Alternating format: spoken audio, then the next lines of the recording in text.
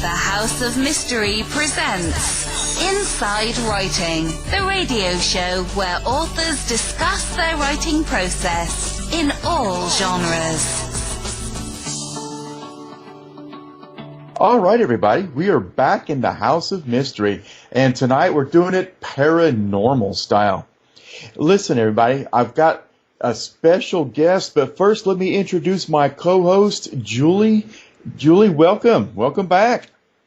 Yeah, good to be back. Thanks for the intro, Kevin. How are you? Hey, you know what? Right now I couldn't be doing any better, but it could also be all the stimulants. A long, busy day. Oh, Lord, yes. And it's just starting. I mean, we are expanding, and, House of Mystery has just seen such growth here lately. And, I would be remiss if I didn't mention that we've also picked up a brand new sponsor, and that is Legacy Food Storage. I'm a little, What do they do, Kevin? Well, I'm a little bit excited because, me, I'm the conspiracy guy and I'm the prepper. I bury ammo in my backyard and everything. But, what do we do if the grid goes down and you can only eat what's in your refrigerator for so long before it goes bad? And, what do you do after that? So you have a zombie apocalypse, and then what do? Where do you go for food? Exactly. You can only raid Walmart so many times. But Legacy Food Storage, what they do is they've got packages that you can buy for 30 days, 90 days, 6 months, even a year of pre-packaged food storage. And Wow. it's got everything. It's nothing that you have to grow. It is just pop it out of the pack and eat it. And they've got an extremely massive menu. But I just kind of, want to kind of get the listeners kind of used to the idea because we're going to be introducing them here in the next radio season. Fantastic. That's brilliant to have them on board. You know what? And I'm just excited. I'm just excited. But speaking of exciting, let's introduce our guest. And that is Dr. Clare Johnson. And we're going to be talking about lucid dreaming today. Clare, welcome. Welcome to the show. Hi. Thanks so much for having me on the show. I'm really happy to be here. Well, we're extremely happy to have you. So, Clare, tell us a little bit about, we all dream. For the most part, we all sleep. But lucid dreaming, what got you to this point? How did you, what journey did you take to come here and talk about lucid dreaming? Oh, well, I've been a very vivid dreamer all my life, and one of my earliest memories was of a nightmare I had when I was 3 years old. I dreamed that I was drowning in a swimming pool, and I suddenly had this moment of clarity or lucidity in this nightmare. I suddenly realized I had a choice. I could stay in my nightmare and drown, or I could choose to wake up. And I chose to wake up. And I woke up by rolling over really violently in this swimming pool that I was drowning in, so violently that I fell out of bed and hit the floor with a bump. And my mum came running upstairs, and I told her, I had a dream that I was drowning. And she said, well, that was not real. Just a dream. Doesn't matter, it's not important. Go back to sleep. And that was a really strong moment in my life because I was like, well, how can she tell me that what I have just experienced is not real? Obviously I didn't think it in those words. I was 3 years old, but but I was still very confused by the fact that there seemed to be this whole other world that for me was so rich and full of so much color and sensation and experience, and yet the grown-ups in my life were telling me that it was not important. So I had lots of experiences as I grew up with sleepwalking. I had nightmares. I also had amazing lucid experiences where I would fly up over the family home and I would go and talk to kind of these strange beings that I met in the hedge somewhere in the bottom of the garden, and they would show me these books that were like amazing kind of picture books, kind of like spell books, loads of different designs and things in these books, and these were special. I thought of them as my special dreams. I had no idea, I'd never heard of lucid dreaming. My family was deeply uninterested by any kind of dreaming.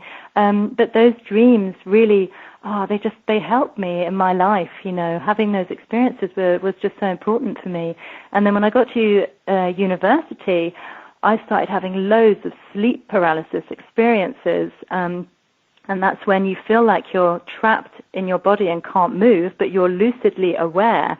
So you're kind of, you feel stuck in this state, and you often have very strange experiences in that state of consciousness.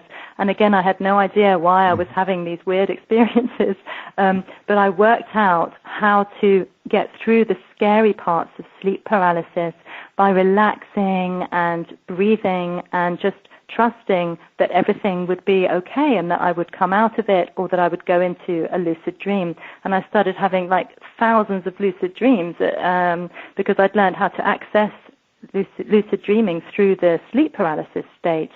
And I mean, when you get to that point in life, it's just, there's so much going on with the lucid dreaming and the sleep paralysis. I thought, I have to study this. So I decided to study it as part of my university degree, and then I went on to become the first person in the world to do a PhD on lucid dreaming as a creative tool. And I drew on all my lucid dreams to help me to write novels. I wrote a novel, Breathing in Color, and another one, Dream Runner. And that was my PhD thesis, was all about how we can draw on this incredibly creative, almost magical state of consciousness to inspire us creatively and to help us psychologically. So yeah, that's some of my story. And then I went on to write books on lucid dreaming. My most recent one is Mindful Dreaming. And my great big book is Llewellyn's Complete Book of Lucid Dreaming. And there's basically 20 years of research in that book and a lifetime of lucid dreaming. And I feel like, I kind of have needed to do this. This has been part of my life's journey, just kind of finding out more about dreams and discovering how deep lucid dreaming can take us. Wow, Clare. That was and you have mentioned so many different words that people will be intrigued by. And because Kevin and I and Al, we've interviewed many people who have talked about dream interpretation, and some people that have talked again about lucid dreaming. But you've said something very important, probably in your second or third statement, and you said, I had clarity and lucid, and then you mentioned lucidity being one and the same. And I think that's really important to kind of understand, because that's really that's fundamental, isn't it, into all of your study, is whether is the same thing. What does clarity mean within a dream? What is this lucidity? Can you help us with that? Sure. So lucidity is all about awareness, and it's all about clarity, getting clarity on the state of consciousness within which we currently find ourselves. So a lucid dream is a dream where we realize that we're dreaming while we're in the dream. So, for example, a typical lucid dream might be that, something weird happens, like say you have a dream that a hippopotamus walks into your sitting room, and you think, this is too weird to be true. Hey, I'm sure I must be dreaming. And then you suddenly realize, whoa, I am dreaming. And with that moment of conscious realization and clarity, the entire dream tends to become more clear. The colors kind of glow and seem to be imbued with conscious awareness. And it's the most remarkable state of consciousness, because the dream is thought responsive. I mean, we would all have had that experience that we have a bad dream, and the more scared we are, the more scary the dream gets, because it's reacting to our own fear. And that's exactly how it is in a lucid dream, but you can use this thought responsiveness to your own advantage by interacting with the dream, engaging consciously with it, asking for things to happen, for example. So you can guide the dream. You could decide to to have a ride on the hippo's back, or maybe you think that it would be nice if that hippopotamus sprouted wings and we could fly out of the sitting room together, once you become lucid in that dream. Anything is possible. And you can also do all sorts of other things with lucid dreaming. It can be a state where you can heal yourself psychologically and even physically. It's a state where you can find out more about the nature of consciousness, the nature of the universe, and you can discover all sorts of new things, because everything is different in the dream world, in the sense of, like, we don't have the same physics. You can fly in a lucid dream. You can slow time down.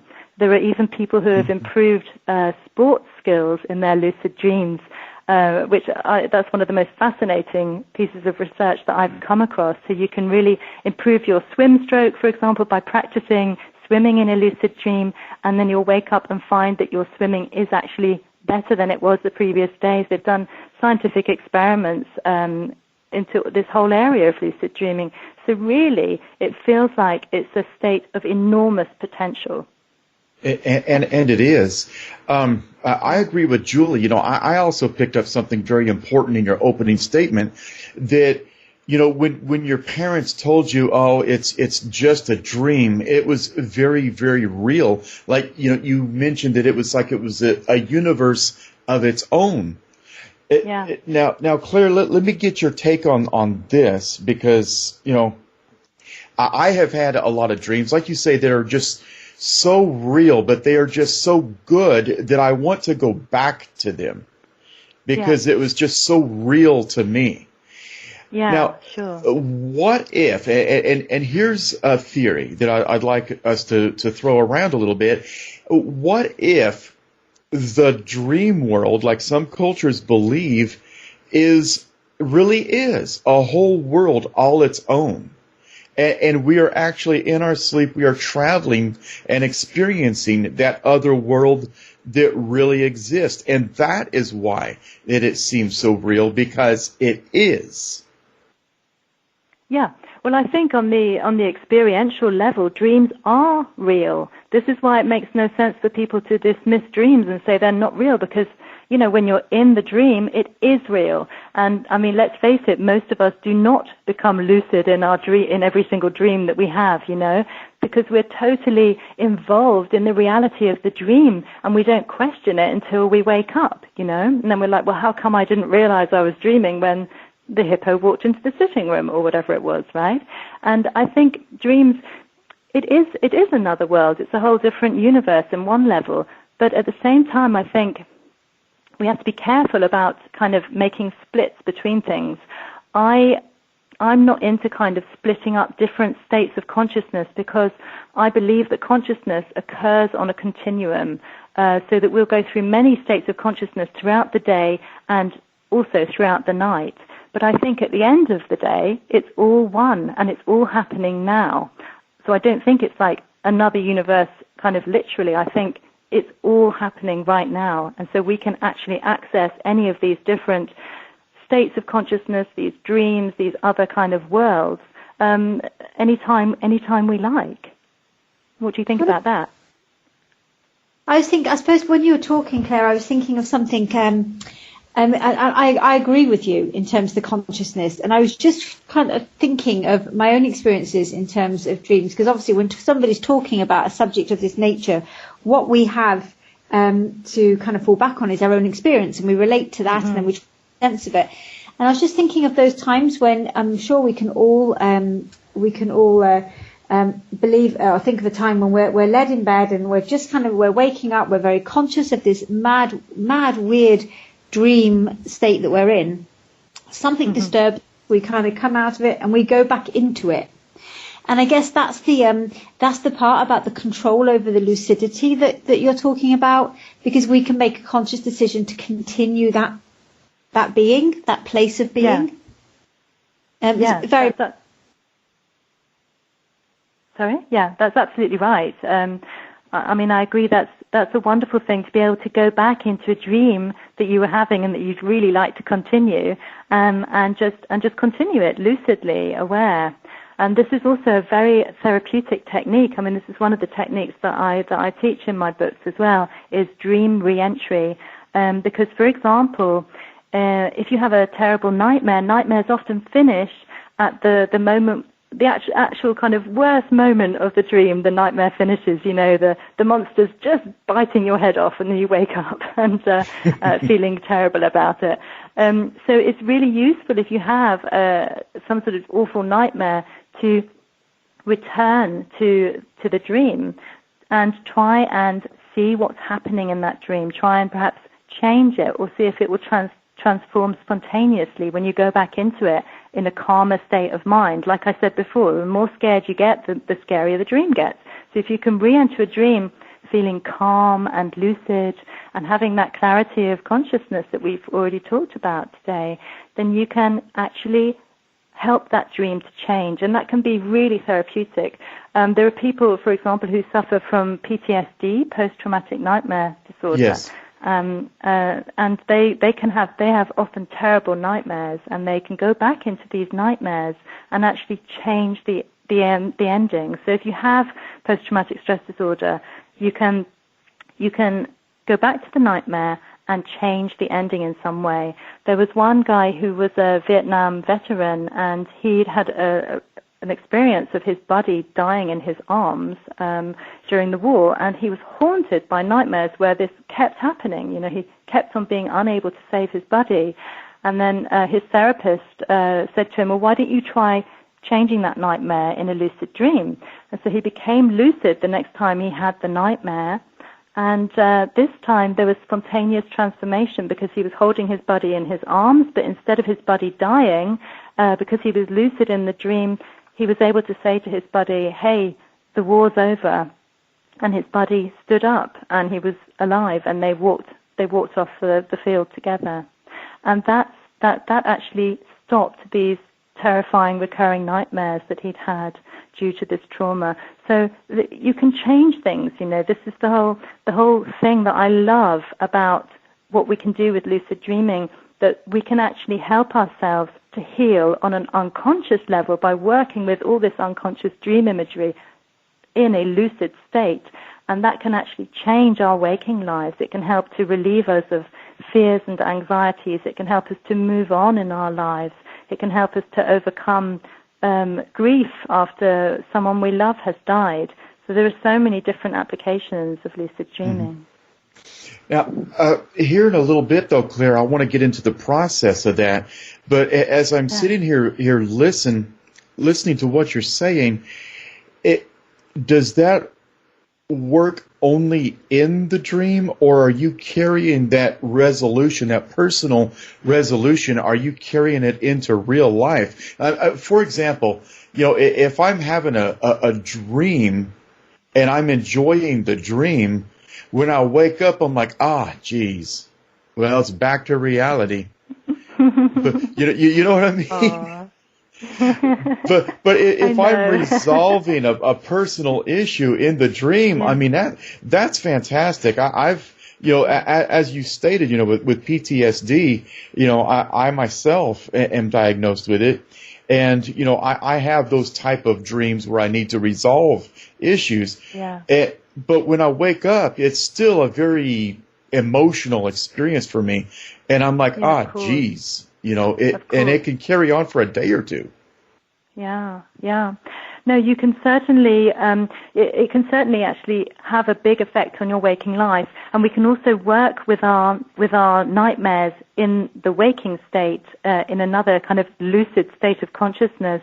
One of the techniques I've developed is lucid writing, which is where you focus on a dream. It doesn't have to be a nightmare, but it does seem to have this healing function. I developed it as a creativity technique, but when I started teaching it in workshops, people kept saying, "Oh my God, I've just resolved this nightmare with your technique," and I soon realized it had this healing application as well. So I teach it as a therapeutic thing as well now. I'll give you an example. There was one lady that came to one of my workshops, and she was really anxious, and you could just tell by her posture she was kind of all bent over and really kind of worried, and poor thing. And she shared a nightmare she'd had that she was piloting a tiny little plane through a huge storm, and she knew she was going to crash and die. And there was this big plane nearby, and this big plane really freaked her out because she thought, well, I'm going to bump into that plane in a minute, you know, what's going to happen? I'm just going to die. I can't control anything. And that was the nightmare. So we did the lucid writing, which is when you mentally re-enter your nightmare, and then you write without stopping to think, without judging, to keep the connection between those unconscious images and your conscious mind. And then you write and just see what happens. And so we went round the group afterwards, seeing what people had written. The woman was stunned, and she said, wow, something incredible just happened.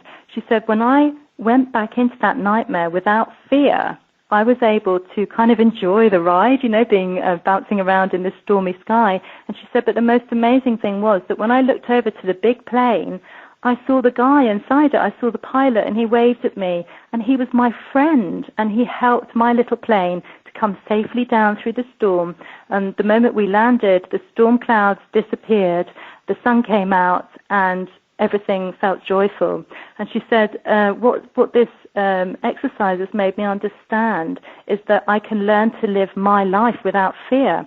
And she said that it turns out that she'd been bullied by her boss at work. He was completely grinding her down, and she was feeling really like a victim the whole time and very sad and depressed. And this little dream exercise we did had helped her to understand, actually, I can take control of my life, and I can ask for help. You know, I can get help from other people. I don't have to be on my own suffering.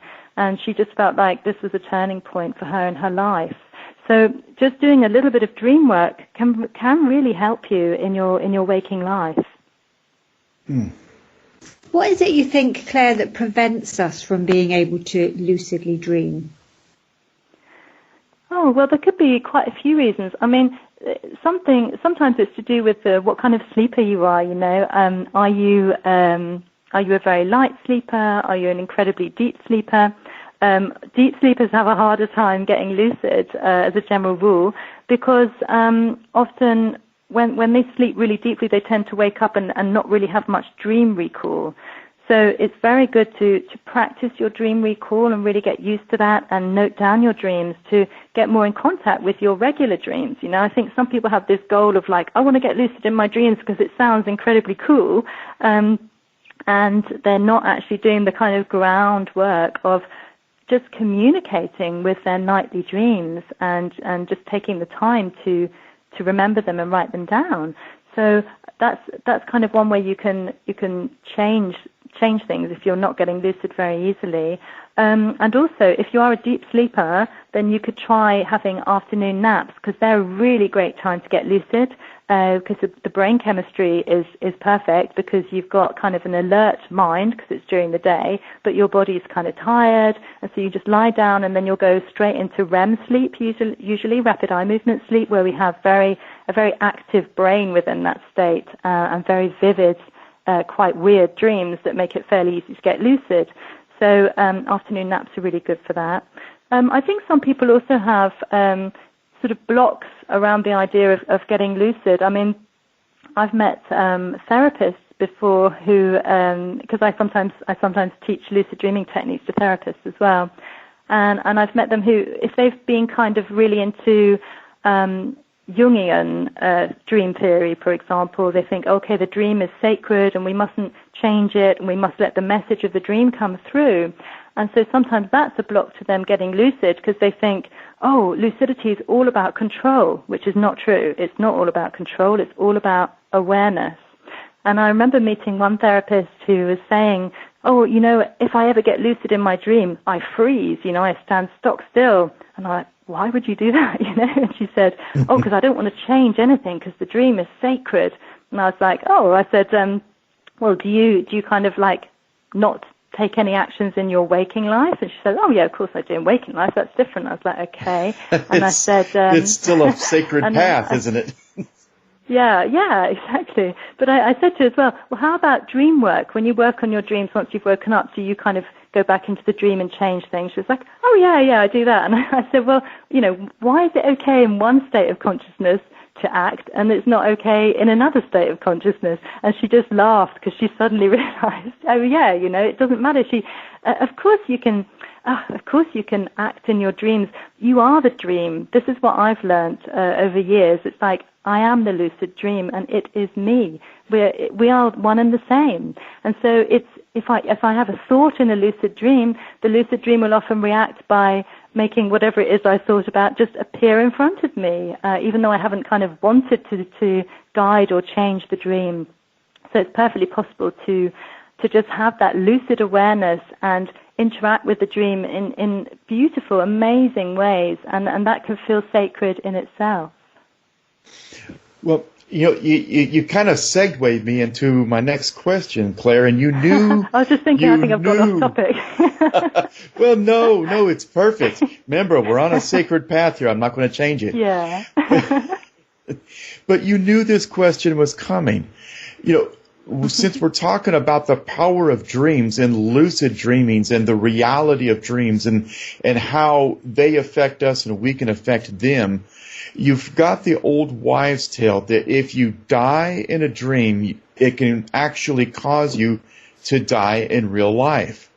Now I've got a theory on it that we can get into later, but I want you to weigh in on that. Yeah, well, I think the thing is, it's a bit of a tough one to prove, isn't it? Because if someone did actually die, they're not going to be able to necessarily come and tell you that it's because they died in a dream, Oh, well, they're not going to be able to give you that kind of... Remember, guess what happened last night? I died in a dream, and hey, yeah. Well, that's true. They could send you a message from beyond the grave. I guess that's true. But I know lucid dreamers who purposefully die in their lucid dreams as part of ego death, to help them to become more spiritual, and for self-development, and also to find out about what death might be like. It's quite exciting to explore that. I personally see death as a transition, not the end of everything at all. I've been exploring death in my lucid dreams, and I've had some really wonderful experiences around that. It generally involves what I've termed the lucid light, which is like this beautiful light, which is like pure consciousness. And I tend to not have a dream body anymore, and just everything. I just dissolve into this light. And I'm not me anymore. There's no more Claire. it's just like a dot of pure conscious awareness, and that's amazing because you feel like you're returning to the source of everything, and there's no more me and it or them. It's all one, and that is just delightful, and it makes me personally feel that is what happens when we die, that we'll move into or through this kind of universal light. Now, you kind of just scooted along a really valuable concept there. You said that you've begun to explore the afterlife through lucid dreaming? Yeah, basically. So let me make sure that I'm framing this right. You've actually seen the other side in lucid dreaming. Well, I don't want to kind of make that claim necessarily, because what one could say is that what I've seen is my own personal creative idea of what the other side is like, Mm-hmm. So I'd be careful about saying that. But I know that this has changed my experiences that I've had while lucid in my dreams and while experiencing this lucid light has changed my ideas about death. I'm not afraid of death anymore, and I know lots of deep lucid dreamers who feel the same way, because you tend to kind of develop this understanding that we are not just a body and a brain. We are spiritual beings, and we don't need a body to exist. We don't need a body in our lucid dreams either. We become bodiless. I'm often bodiless in my lucid dreams, and there's this sense of like I said, this just incredible sense of oneness, and it's not all to do with kind of imagery and emotions and people and animals and trees. There's none of that stuff anymore. It's just like this other state which feels quite incredible. And I've worked with a lovely person called Penny Sartori. She's done a lot of work with near-death experiences. She was a nurse for 20 years, and yeah, so there was a lot of people who, in her working life, who died, and then like they were pronounced dead by the physician, and then they came back to life. And often these people would also report this incredible light, this sense of being completely safe and totally at ease and moving towards this light, and then perhaps being sent back in some way or just being pulled back into their bodies. But I think it's all one and the same. I do think that the lucid light, as I term it, is like our baseline state of consciousness. It's the original, alive, aware light from which everything, all states of consciousness, and all energy, matter, and physical forms have emerged. I think that's what we go back to at the moment of dying. So yeah, that's how I feel about it. Oh no, I'm glad that you broke it down for me. I mean, I wasn't challenging the concept. Oh no, it's fine. Well, you can if you want. I won't mind. well, what I was getting to, I mean, when you said that, I was like, wow. I mean, you know, so many people are afraid of death and they don't know what's out there. You know, I mean, look at how the paranormal business exploded there for a while because people really thought that they were getting so close to answers when the whole time it was right there in front of them. And if you could actually explore the other side through lucid dreaming, I would like to think that, you know, us, mankind as a whole, would want to explore this a little more deeply. Yeah, you'd hope, you know. I really hope that people will want to explore it more deeply because, as I said earlier, there is so much you can do with it. And, I mean, it's such an important thing. For me, it's always been important to know, why are we here? You know, what happens when we die? All these kinds of big questions have always felt very important for me. And so what I love about lucid dreaming is that you don't have to kind of just blindly believe some sort of expert who talks about lucid dreaming. You can go into your lucid dreams and find out for yourself and ask your own questions and make your own explorations and discoveries. And that, for me, made it really exciting right from the start, knowing that, you know, okay, I'm just gonna forge my own path now and see what happens and be totally open. And I think lucidity in general, dream lucidity, helps us to become more open-minded. You know, I mean, I've had experiences. I mean, I used to think, oh, you know, dream telepathy it must just be a load of nonsense. You know, that's what I used to think.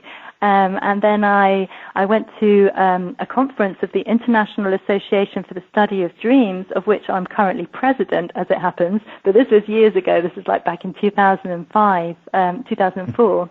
And I went to the conference, and there were loads of people there saying, oh, yeah, we do a dream telepathy contest every single year. And I was like, oh, wow, you know, that sounds really weird. And, you know, and they were like, no, we often get some really good hits. It seems to be possible, you know. And I was like, well, okay, I'm not going to be closed-minded about this. I'm going to give it a shot. So the way the conference telepathy contest was set up, that there's like 4 images that nobody sees, and they're in sealed envelopes, and then there's a telepathic sender who chooses one of these envelopes, and she goes off and opens it in her hotel room that night once, you know, she's far away from everyone, and then she'll focus on it and try and transmit that image during the night, and everyone else will try to dream of the image. And so I thought, okay, I'll do that, you know. So I went to sleep, and at some point I had a dream where I could hear a woman's voice shouting from these woods, and she was shouting, "Tree, tree," as if her life depended on it, you know. And I was like, that's weird. And then I kind of went into another dream where I was lucid, and I saw the telepathic sender. And I said, oh, hi. And I thought, I'd better not ask her what the image is, because I thought that might be cheating, you know, even though I was in a dream, which is a bit silly in hindsight. But so instead I said to her, oh, I bet you must be tired trying to transmit the image all night. And she said, I've just been shouting the word inside my head. And I said, oh, that's funny, because in my last dream I heard a voice shouting about trees. And she flung her arms out wide as she spoke to me, like the branches of a tree. And we started talking about green, the color green, and how deep and beautiful it is. And then the dream changed, and I was standing in front of this huge, big, leafy green tree. And I was like, wow, this is so beautiful. And I thought I'd better draw a picture of it, because the conference people said, if you have a dream, then try and draw a picture.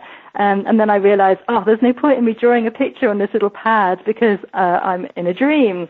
So instead I woke myself up and I wrote my dream down.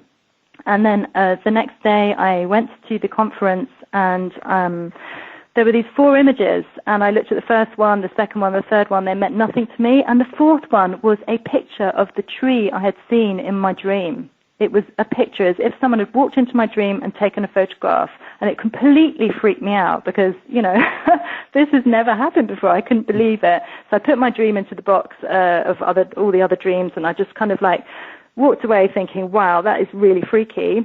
And then I heard that I won that telepathy contest with the most direct hit they had ever had, because I not only identified the tree, but also the methods that the telepathic sender had used to send that image, like flinging her arms out like tree branches and shouting the word tree inside her head. So that kind of changed my mind about dream telepathy, as you can probably imagine. I think it's absolutely fascinating, Claire, listening to you. And both Kevin and I are psychic mediums.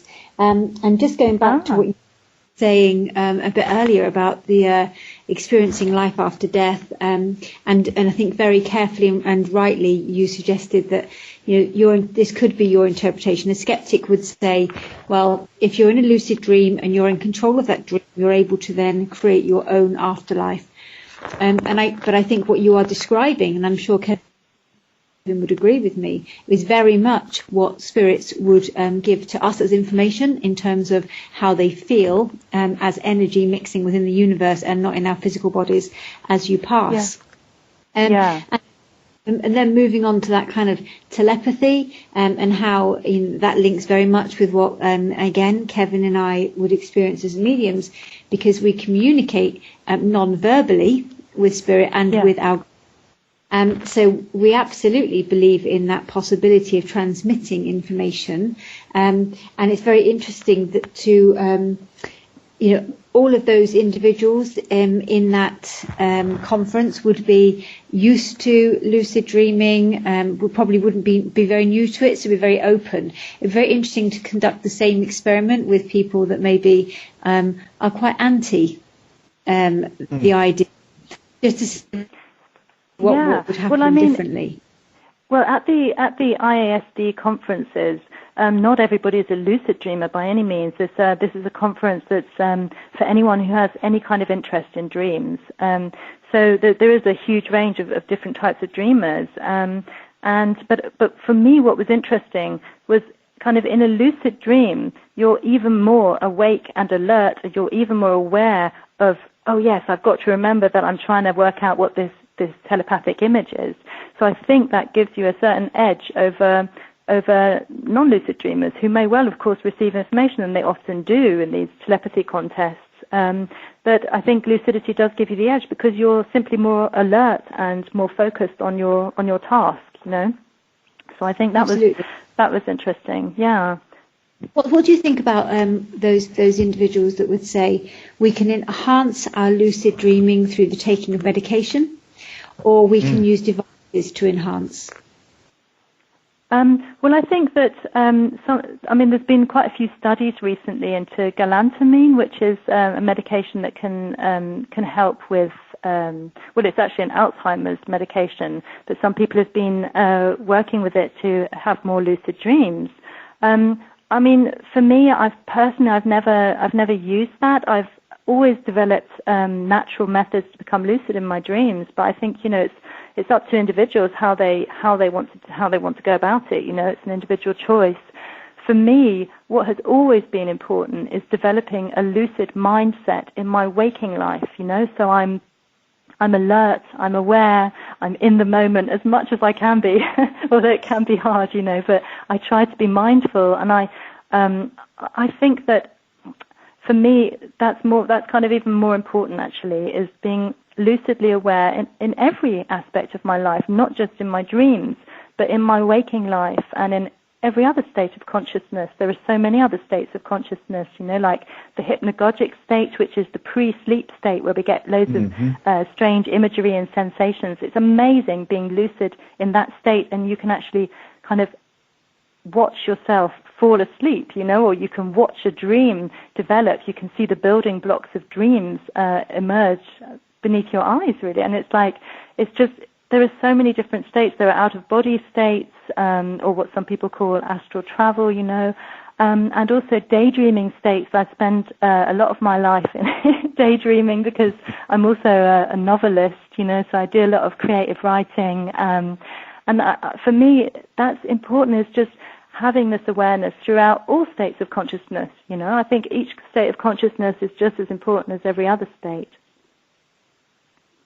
Now, before we start crunching on time here, we've talked an awful lot about lucid dreaming. Can you describe for us the process?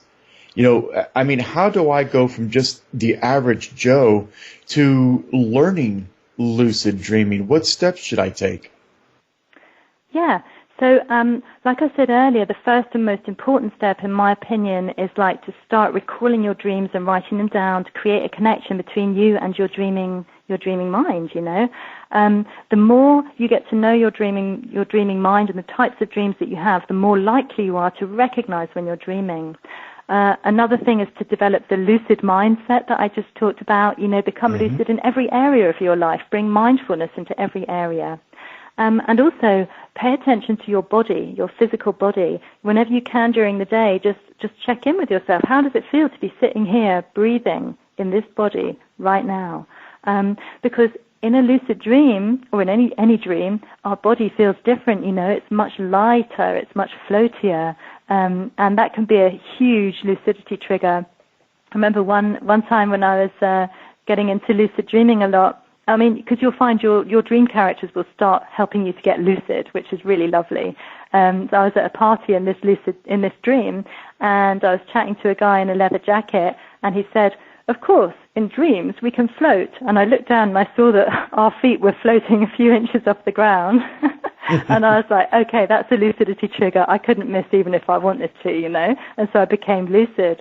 So checking in with your body and seeing how it feels, that can really make a difference. Also, you could do little tricks. For example, if you practice a sport before bed, you'll probably dream about doing that sport. I know whenever my husband plays tennis in the evening, he ends up dreaming about tennis that night. But other people might find that just watching a sport like football will lead to football dreams. So if you can plant the idea in your head, remind yourself, the next time I see a football, I'm going to ask myself if I'm dreaming. So little things like that to help trigger your memory can help you to become lucid. And also doing any kind of yoga, tai chi, or meditation, all those things really, really help. They'll help you tap into the natural flow of energy that you have. And again, you'll feel that energy in your lucid dreams, in your dreams, and you'll recognize it, so you can become lucid. So these are just some examples of how to help it to happen. But I think it's important to have a strong intention, but kind of don't grip onto that intention too much. Just kind of keep it light and easy in your mind, and take a moment to vividly imagine what you would do when you become lucid in your dream. Have something like you'd really love to do, like, oh, I'd love to fly to the moon, and then take that and really kind of vividly imagine yourself doing that the next time that you realize that you're dreaming. And that can really give you kind of a lot of impetus, because we need willpower, but we also need curiosity, fascination, and enthusiasm. Those are the things that help us to achieve lucidity in our dreams. So what you've described, Clare, is something that, there is a starting point and a process with lucid dreaming to really kind of meet the full potential. Where do you think the fullest potential of lucid dreaming could go? Well, I think that first of all, I'll say that some people are spontaneous lucid dreamers. There's no apparent effort involved. They just become spontaneously lucid, as I did also throughout my childhood. I think the the largest potential, the greatest potential of lucid dreaming, well, I think there are several actually. I mean, I said earlier, I'm really fascinated by the healing potential of lucid dreaming. I think it can help us to heal ourselves psychologically. There are also examples of physical healing in lucid dreams, because we can identify the physical body by what we do in our dreams. And there's been scientific stuff on this as well, like fist clenching in lucid dreams results in the same brainwave activity and muscular activity as fist clenching in waking life, stuff like that. But we all know that dreams are connected with the physical body because we've all woken up from a nightmare breathing hard with our heart pounding and perhaps sweating, There's a definite connection there. So the healing potential of lucid dreaming, I think, is really important because we need more healing in the world, and I know that lucid dreaming can help us to heal not only on an individual level but also on the collective level, and I think that has a huge potential. And I also believe that experiences, as we've talked about with the lucid light, or learning more about the nature of reality, the universe, what happens when we die, connecting with deceased loved ones in lucid dreams can also be incredibly healing and can help us to release our fear of death. Because we do seem to live in this culture where there's a huge fear of death, and that seems a shame to live in fear when we can just explore more and feel more relaxed about what is coming. The only sure thing in our lives is that one day we're going to die, so why fear it? I really do believe it's a transition, and a very beautiful one as well. Mm. Well, Claire, this has been absolutely fascinating. We could easily do a 2, possibly 3-hour show on this, because this is such a huge amoebic topic. It really is, and I'm really enjoying talking to you too, because sometimes, interviewers will just fire questions at me and then they don't give anything of their own experience. So it's really nice for me to talk to you, Kevin and Julie, and just kind of have your own take on things. That's really special, so thank you. Oh, shucks. In all our interviews, we sort of become test subjects. Absolutely. Well, Claire, before we let you go, why don't you tell the listeners where they can find you, and tell them a little bit about your organization and any contact information that you'd like to share. Sure. So I have a website where there's a lot of information about lucid dreaming. It's deepluciddreaming.com, and there's a contact page there as well. If you have any questions about lucid dreaming or sleep paralysis, out-of-body experiences, or anything sleep-related, then you can contact me there. And if you're interested in learning more about lucid dreaming, then you could check out my book if you wanted to, Llewellyn's Complete Book of Lucid Dreaming. This is a massive book. It's like the size of about 2.5 books, but it's filled with practical techniques of how to explore lucid dreaming in a deeper level. And there's a lot of science in there as well, and loads of stories from awesome lucid dreamers from around the globe. My other book is Mindful Dreaming, and that's just come out in the US. It's called Dream Therapy in the rest of the world. And there are the books, and generally, I'm always really happy to hear from people and to get in touch with me if you'd like to. Now, those books, I'm sorry, go ahead, Julie. On the back of that, Claire, and I've got a 21-year-old lad with Asperger's who, even though he obviously clearly lived with me his whole life, he's had he educated me on lucid dreaming some years ago. Mum, I'm researching into lucid dreaming, and I said, oh, okay. And he knows I'm a medium. He knows I talk to spirit, and he totally accepts that, even though he's very black and white with his Asperger's. And he said, I'm looking. I think it helps me make sense of things, and he really researched into it and found a lot of benefits. So, for those people out there listening, lucid dreaming can help in so many different ways and so many different people. It's not just a kind of something that can excite us or help us to take control. It's something that can really help us to live. Yeah, it really can. It can help us to explore our human potential on every level. That's right. And you asked me to talk about the organization briefly. This is the International Association for the Study of Dreams. Their website is www.asdreams.org. And this is an association for anyone who's interested in dreams, basically. And we have these fabulous yearly conferences where we also have a really fun time at the end of the conference because we all dress up as a dream we've had. And there's a costume ball. And there's like set 5 to 7 different tracks throughout this 5-day conference. So it's absolutely filled with all sorts. If you want dream science, you can get dream science. If you want the biology of dreaming, you can get that. If you want experiential workshops where you can explore your own dreams, you've got that. You've got all the lucid dreaming stuff, psi dreaming as well, everything. So this is a wonderful organization that I'm very proud to be president of. Awesome. You got to be careful if you tell me to dress up as a dream I've had. My costume would be rather simple. But anyways. Really?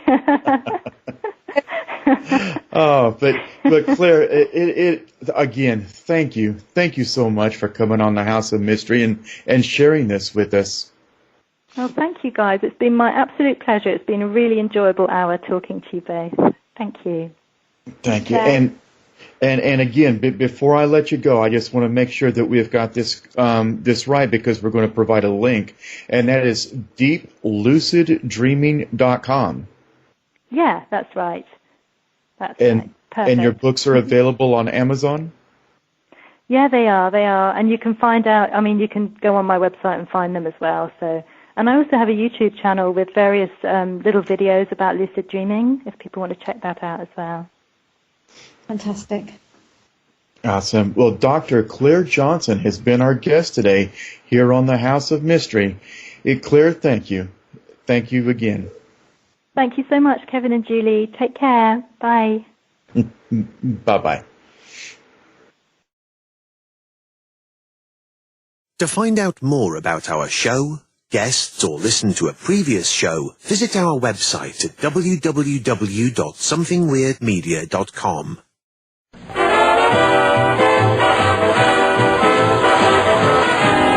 The mission has been completed. The end! By George, he's got it! It is the end! I'll see you. If you're lying to me, I'll be back. This has been a production of Something Weird Media.